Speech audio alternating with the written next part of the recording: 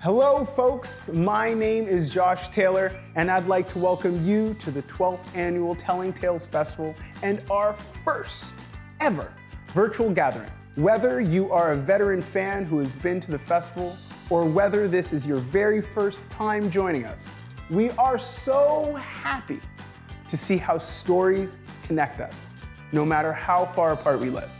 Speaking of where we live, the Telling Tales Festival happens in a place where people have lived and told stories for thousands of years. It is the traditional territory of the Haudenosaunee, the Anishinaabe, the Huron-Wendat, and the Neutral peoples. Today, it is home to the Mississaugas of the Credit First Nation, the Six Nations of the Grand River, and to many other Indigenous people from across Turtle Island.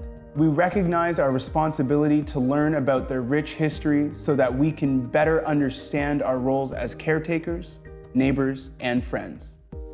With a good heart and mind, we honor the sacred Indigenous tradition of storytelling by presenting our program today. Miigwech, Nyawe, and thank you.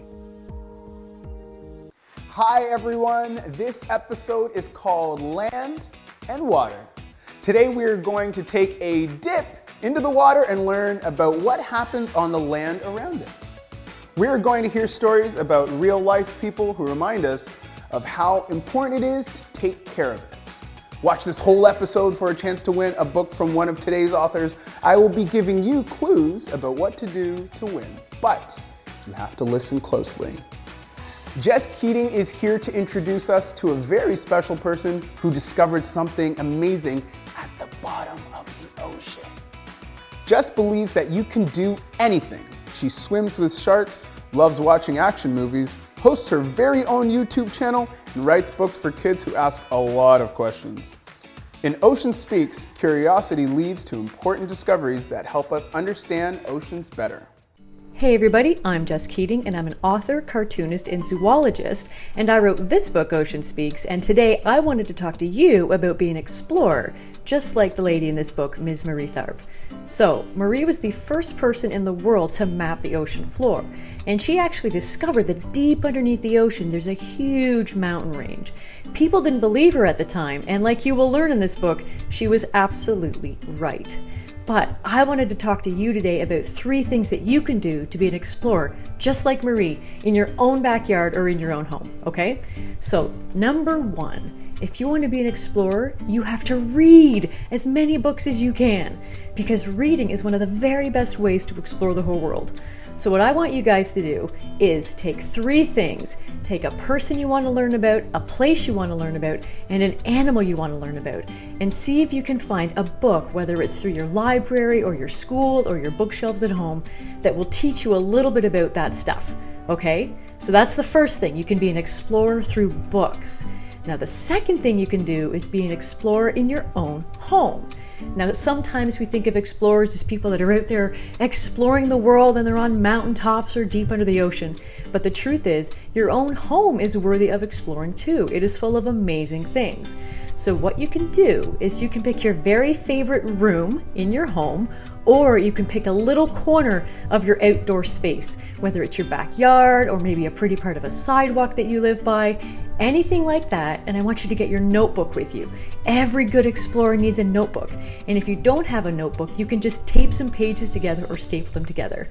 Now, when you're in this amazing place that you love, I want you to start drawing the different things that you see and putting little labels beside them. That is one of the best ways to be an explorer because it will help you remember all of these cool things. And over time, if you do this once a day or once a week or for the rest of your life, like many explorers do, you will have all these incredible encyclopedias and notes about these amazing things that you love, and they will give you even more research and fun things to explore as you get older. Okay, so that's number 2. And the third thing you can do to explore is find some water, right? Like Marie Tharp, she explored the ocean, but you don't need to live near an ocean. If you do, you're very lucky. But you don't need to live near an ocean to do some water exploration. So you can find a lake, maybe you live by a lake like I do, maybe you live by a stream or a pond. You can even explore a puddle. So all you have to do is get right up close to the water. Be very careful, of course, if it's a big body of water, you want to be careful. But you want to get right up close and use that special notebook again and start marking what you're seeing. Do you see any animals? Do you see any people nearby? Are there any unique colors? That's another great thing about being an explorer, is you can use all the amazing things you see, and maybe you don't like writing so much. That's okay. You can turn all of that cool stuff into artwork. I know there's some of you out there that love comics and drawing and painting. Exploration is a wonderful thing to mix with all of that fun stuff you're learning, okay? So that is my 3 tips for being an explorer. I hope you have a lot of fun with them. I hope you enjoyed this book, Ocean Speaks. I wrote it just for you, and I hope you have an amazing, amazing time with the rest of Telling Tales. Have a wonderful day, stay curious, and happy reading. I'm so happy Marie didn't give up. Maybe you will become an explorer, discovering new things at the bottom of the sea, or maybe in your own backyard. Our friend Mr. Ben is here with a song about what we need for the plants to grow tall. Hi, I'm Mr. Ben, and I'm going to sing you a Nito Rapido song about rain. So I'm going to sing to you. If you want, you can sing back to me. Here's how it goes.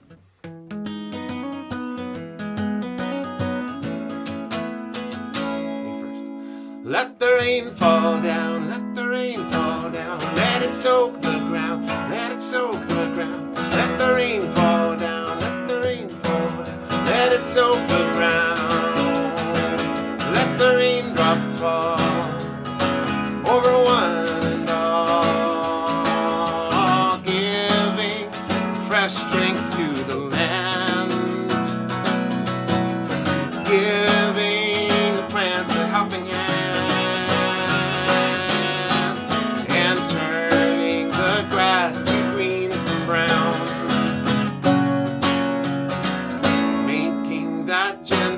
Rainy sound. So that's how it goes. Now you can do the Nito Rapido again. Ready?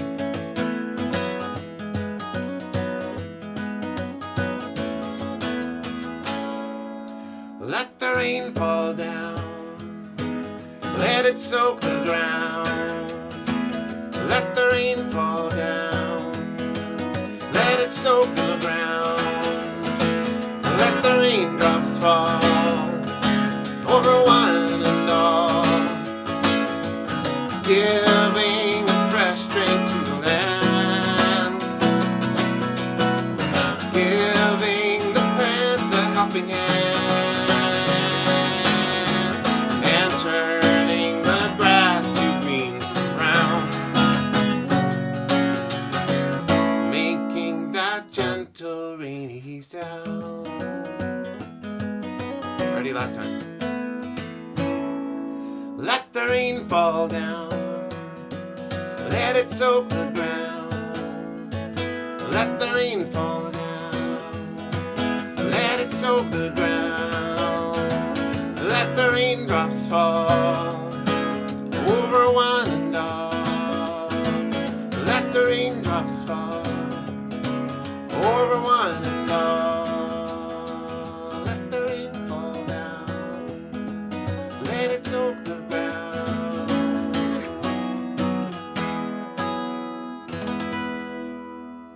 Thanks for singing.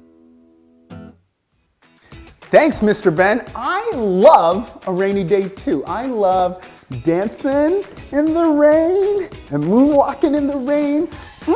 Pow! Ah! Okay, that's all right. I'll stop. Now we're going to hear about another real person who did something amazing to protect our water. Joanne is an Anishinaabe Kwe and a member of Adamiksheng Anishinaabeg First Nation, located 19 kilometers west of Sudbury, Ontario. She cares about keeping water clean and safe. She makes movies, writes books, and leads water walks to share her knowledge with people everywhere so that they can help too. Etienne Moustus Lafferty is a member of the Sturgeon Lake Cree Nation in Treaty 8 territory of the province of Alberta. She teaches the teachers about Indigenous culture and is the narrator of this presentation based on Joanne's book.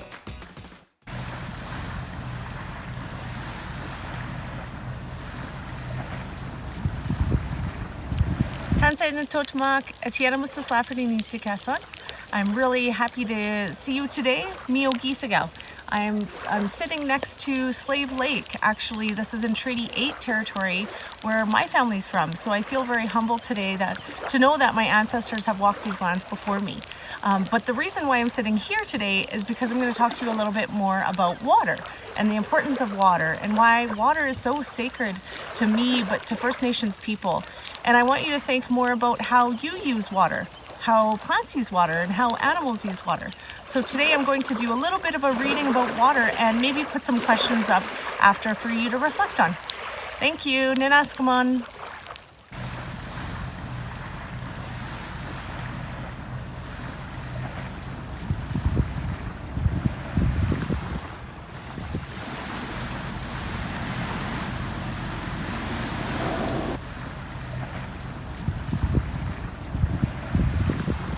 Nokomis love Nipi, and Nipi love Nokomis. Rain or shine, hot or cold, calm or wild. Every morning, like the women in her family before her, Nokomis hopped out of bed, and before doing anything else, she said, "Ninaskamon Nipi, for the life you give to every living thing on earth. Kisagi Hitan, I respect you." But one day, a wise Okimau told her, "In my lifetime, the day will come when an ounce of water costs more than an ounce of gold. What are you going to do about it?" Like an arrow, his words pierced Nokomis's heart. She looked around. She saw how people were disrespecting the water, wasting it, making it unfit for life. Day turned to night, night turned to weeks, and Nokomis remembered the Okimau's words. A few moons went by, and then one night, Nokomis had a dream. Early next morning, Nokomis called her sister and Esqueo Nitotamak over for tea to talk about their responsibility to protect Nipi. 4 days later, Nokomis and the Mother Earth Water Walkers, as they came to be known, found themselves standing on the side of the road, wearing sneakers. Nokomis carried a copper pail full of Nipi in one hand and a mixu staff in the other. If no one noticed Nipi, maybe they would notice the water walkers. Maybe someone would ask why they carried Nipi in the water pail. Maybe someone would be moved to protect Nipi too. Nokomis and the Mother Earth Water Walkers walked all around the Great Lakes and the St. Lawrence River. They walked every spring for 7 years. They prayed and sang to Nipi. They left tobacco in every lake, river, stream, and puddle they met. They got up before the birds and went to bed when Nokomis rose. Nokomis was interviewed on television, in newspapers, and on radio. She was even in movies. But big companies, politicians, and even her next-door neighbors still did not feel the urgency to protect Nipi. What more can I do? Wondered Nokomis. 1 year later, over by the Atlantic Ocean, a friend of Nokomis had a dream, and she shared it with Nokomis as soon as she woke up. Nokomis shared the dream with all the people she had met during her walks. Word spread fast across Turtle Island, and everyone began to prepare. Next thing you know, there were a squawk standing at each salt Nipi around Turtle Island, with a copper pail in one hand and a mixu staff in the other, wearing sneakers. In the west, Nokomis and the Mother Earth Water Walkers set off from the Pacific Ocean, saying they will do it for the water. 1 year after a devastating oil spill, Nokomis and the Water Walkers set off from the Gulf of Mexico singing to Nipi and praying for the healing of Nipi. They said, "Water, we love you, we thank you, we respect you." Next, Nokomis and the Water Walkers set off from the Atlantic Ocean in the east. At the send-off, they walked barefoot on the rocks and the beautiful petroglyphs and sang to Nipi. Putting on their sneakers, they started out on the migration trail their ancestors traveled hundreds of years before. In the frigid north, the ice was 5 feet thick.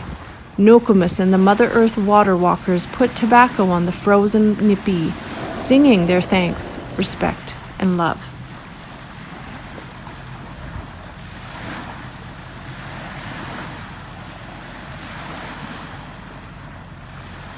Saltwater tears filled the Mother Earth water walkers' eyes as the 4 salt nipi met Lake Superior. One day, the 4 salt nipi will be reborn as clouds and be carried home on the wind, said Nokomis. Nokomis went through 3 knees and 11 pairs of sneakers walking for Nipi. She got her knees replaced and is at home resting up, taking the time to surf online for new sneakers. Every morning, she puts down her tobacco for Nipi and sings her gratitude. She prays people wake up and realize that without Nipi, there is no life. And she continues to wonder, what are you going to do about it?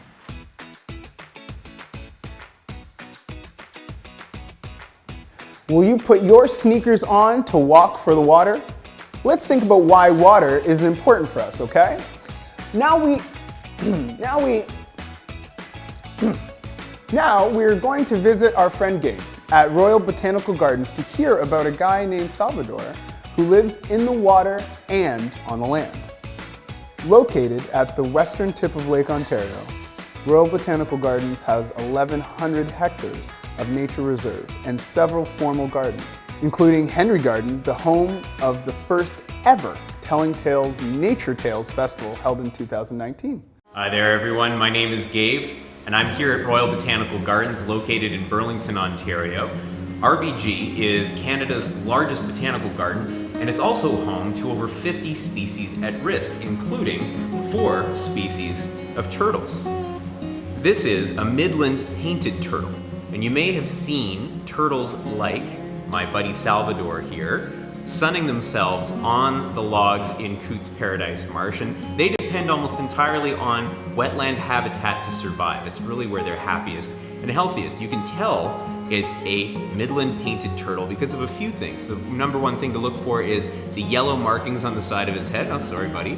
And the yellow, sometimes orange markings on its head and neck, and then also the scutes. You see the edge of its scutes here, yellow, dark orange, and red markings on the sides of its shell. Turtles like Salvadore here can live 30 to 40 years in the wild, and that's pretty standard for a lot of different turtle species, including the ones that you find at the pet store. So it is mid-spring now here at the marsh, and you will start to see these guys emerge from what's called brumation. That's like hibernation that takes place at the bottom of the marsh. And you'll especially start seeing females. They are out looking for nesting sites. So they're going to leave the marsh, start digging in sandy soil, sandy rocky soil, and lay their eggs. And once those eggs hatch, those hatchlings are probably gonna make their way back to many of the similar wetlands that their parents came from. And that's because wetlands are the perfect place for these species. They are filled with all of the shelter that turtles need, all of the places to sun, but also all of the food sources. So algae, invertebrates, even fish are what these guys love, and the marsh is the perfect habitat for them. Cootes Paradise Nature Sanctuary is home to hundreds of species, not just the Midland-Painted turtle, and it's part of what makes Royal Botanical Gardens a biodiversity hotspot. RBG is committed to making sure that these species are protected. Thanks, Gabe. I guess the water is pretty important to Salvadore too. Now, Kate Moss-Gamblin is going to introduce us to a few of Salvadore's friends who also live in or near the water. Kate Moss-Gamblin loves the water. She loves to learn about the water, write about the water, and dip her toes in the water when she visits the lake. Her latest book, Lake, explores and celebrates the community living in and around the water. Hi, I'm Kate Moss-Gamblin, author of Lake, the second book in the Sea to Learn series. And today's theme is living water. We'll have a chance to see plants and animals that live in, on, and near water, and we may even get a chance to see some guests who have come by for a cool drink. Some of you may live near a lake or spend part of your summers near a lake. What are some of your favorites? The Great Lakes? So big they can be seen from space. I live on a Great Lake, Lake Ontario, which is very large. It's about 100 times the area of Lac Brome, which is a lake in Quebec's eastern townships. Some of you may have visited the Finger Lakes of New York State and seen, for instance, Seneca Lake or even Lake Muskoka in Ontario. If you close your eyes, can you see that lake in your imagination? What are some of the living things that you see on wing or hoof or paw by a lake? A mosquito? Of course, in certain seasons. What would be a living being with a much bigger wingspan than a mosquito? A pterodactyl? Well, they had an enormous wingspan, but they did live in the dinosaur era. What would another winged creature be? A dragonfly, or perhaps even a swan? And young swan are called cygnets.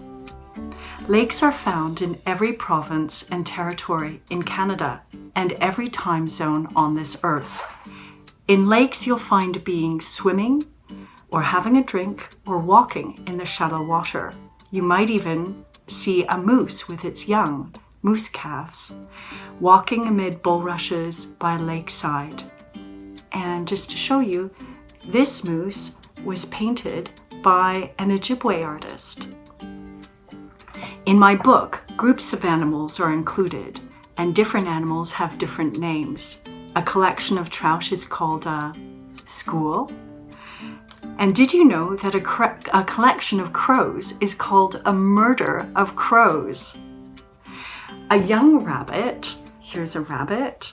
A young rabbit is called a kit. And then if you have a collection of rabbits, a collection of these little Susie bunnies. Ooh, a little collection of the Susie bunnies. This is called a colony. A young porcupine is called a porcupet, and a collection of porcupines is called a prickle. As I read part of my book to you, let your imagination play alongside all of these various animals enjoying the water together. You might even want to imagine moving as a hummingbird or as a deer. And a young deer is called a fawn. Collection of deer is called a herd. There's a great diversity of life found around precious water in schools and gaggles and bevies of living beings. So, this is Lake. Do you see all the winged visitors, the dragonfly and hummingbird wings, beating swift enough to hover, swoop, and dart? Do you see the water striders rowing atop the living water? A school of lake trout swim alongside you and me? Do you see that countless generations of creatures share the water, its still surface reflecting the ever-changing seasons? Do you see under these sheltering willow branches the swan and her cygnets, their feathers lightening through their first autumn, only their feet busy below? Do you see this crimson leaf fallen on the water, marker of the turning season, a tiny red canoe on its journey toward the sea? Do you see the water leaving the lake in silvery tumbles near a bevy of playful otter cubs? So, thanks for spending this time with me. May each of you enjoy and treasure the living water all around you. Be well. I didn't know baby swans were called cygnets. Did you? There sure are a lot of animals who live in the water and out of the water, aren't there? We're going to take a break from the lake to visit the Art Gallery of Burlington. Hey, that rhymes. The Art Gallery of Burlington is Burlington's public art gallery and community art center, where creators, cultures, and communities meet and share in the wealth of human creativity. Hi everyone! My name is Heather and I'm an arts educator with the Art Gallery of Burlington. Today I'm going to be showing you how to do paper marbling with common items that you will find in your kitchen. So let's get started. For this project, you will need a shallow bucket or baking tray, white paper, heavier paper like cardstock works best but plain paper is okay, shaving foam, any type of liquid paint or food coloring, a pencil or a barbecue skewer, and a ruler or a piece of cardboard. Paper marbling can be messy, so it is best to cover your work surface with newspaper or a plastic tablecloth. First, cover the bottom of your container with shaving foam. Next, add dots of paint or food coloring to the shaving cream. Try using different colors to see how they will blend together to make new colors. Using the tip of a pencil or skewer, drag and swirl the paint through the shaving cream so the paint is distributed throughout. Your shaving cream should have swirls of color like this when you are finished. It is important not to blend too much. Take your paper and press it firmly on top of the shaving cream. Carefully remove the paper from the shaving cream, and using a ruler or a piece of cardboard, scrape the shaving cream away to reveal your beautiful marbled paper. You can repeat this process over and over, adding fresh shaving cream and paint to your container. Try using food coloring. A word of caution though, food coloring might stain your hands and clothes. You might want to wear gloves and old clothes to be safe. Try experimenting using different types of paint. Here is the marble paper using paint and food coloring side by side. Which one do you like best? For more creative activities, visit our website to learn about our HEB Family Open Studios. They happen every weekend and are made possible through generous support from Rotary Club of Burlington Lakeshore and Burlington Hydro. Thanks for watching! What a groovy effect on the water and color makes on paper. Why don't you try it out and upload a picture of your art to the Creativity Club page of the Telling Tales website. Now, let's get back to the Henry Garden at Royal Botanical Gardens to see a special presentation by Aaron Bell and Daniel Secord of the White Pine Dancers. From Brantford, Ontario, the White Pine Dancers is a group of family and friends dedicated to sharing their gifts of Indigenous song, dance, and stories. For the past 11 years, they have performed for more than 35,000 people across North America.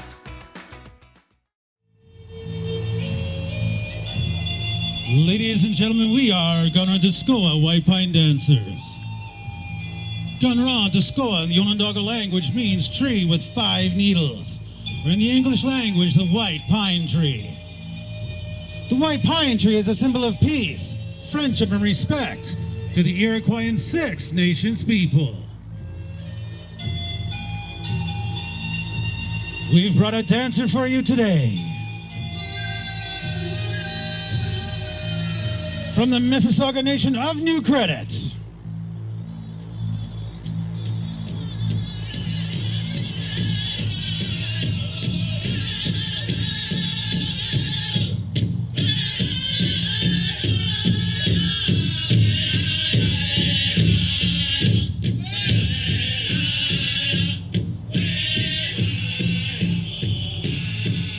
We are here at the Royal Botanical Gardens in beautiful Burlington, Ontario, on behalf of the Nature Tales Storytelling Festival. Normally we bring out 5 to 10 dancers, but because of the local crisis, we've only brought the 2 of us. We're going to be sharing with you 1 dance and some teachings about the gift of water. The beat of the drum always represents the heartbeat of Mother Earth. As you watch Dan's feet when he dances, you'll see that his feet always touch the ground in time with the heartbeat of Mother Earth.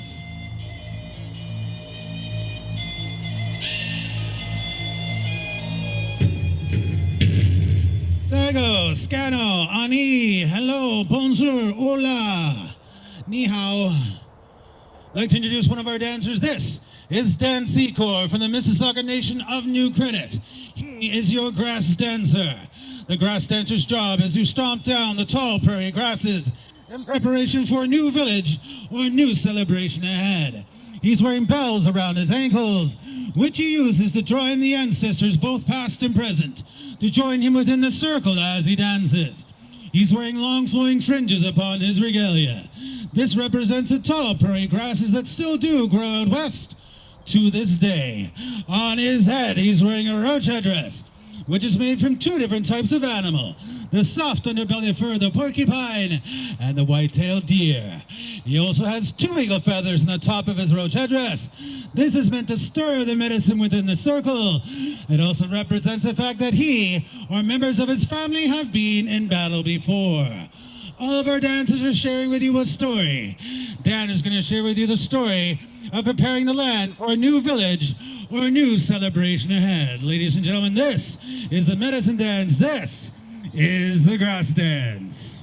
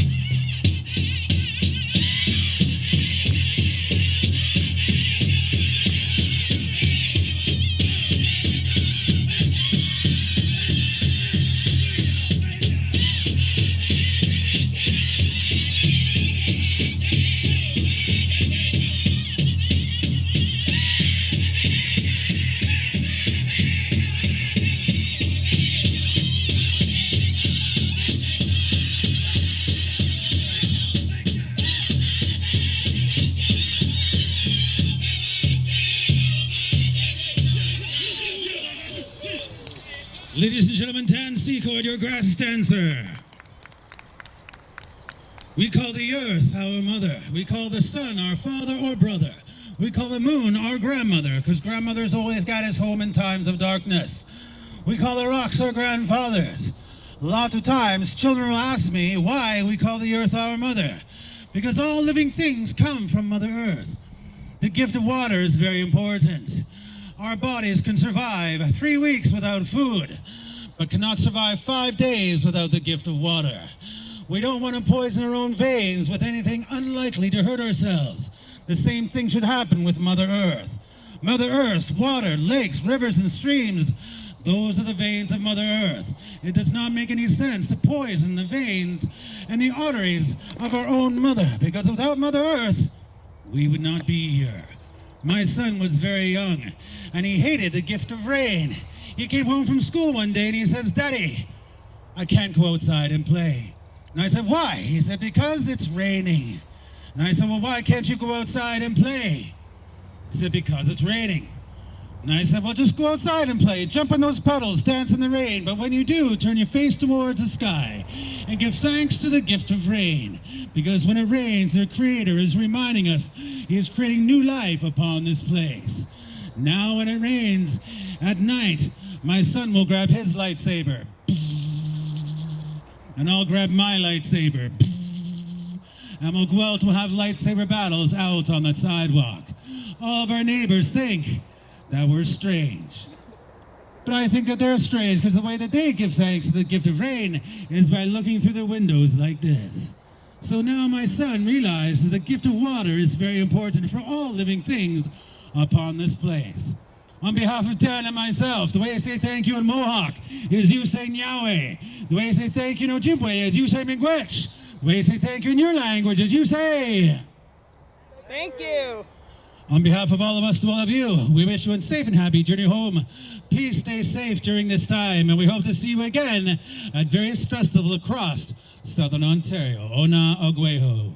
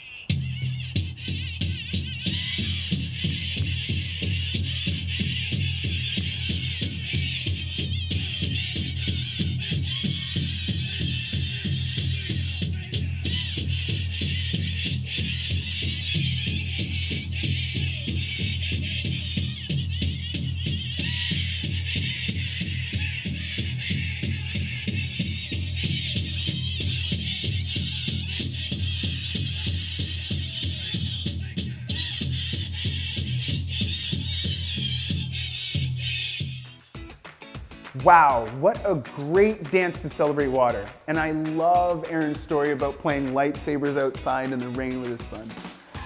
We've heard lots today about how important the water is to sustaining the land and the animals in it and around it. We've heard about amazing people who study it and protect it and celebrate it. So, we would like you to tell us why you think water is important. You can share ideas by writing a story, a poem, drawing a picture, or making a short video. Once you have finished, upload your creation to the contest page on the Telling Tales website, and you could win a book from one of today's presenters. Thank you so much for tuning in. Remember, keep doing your part to protect the land and water. Thanks for joining us, and remember to visit our website for more events and to upload your artwork, your writing, your videos, and your ideas to the Telling Tales Creativity Club. Telling Tales is all about the joy of discovering how stories connect us. Tell us what you thought of this episode by filling out the survey on the Telling Tales website, and you could win a book from one of today's authors. See you again.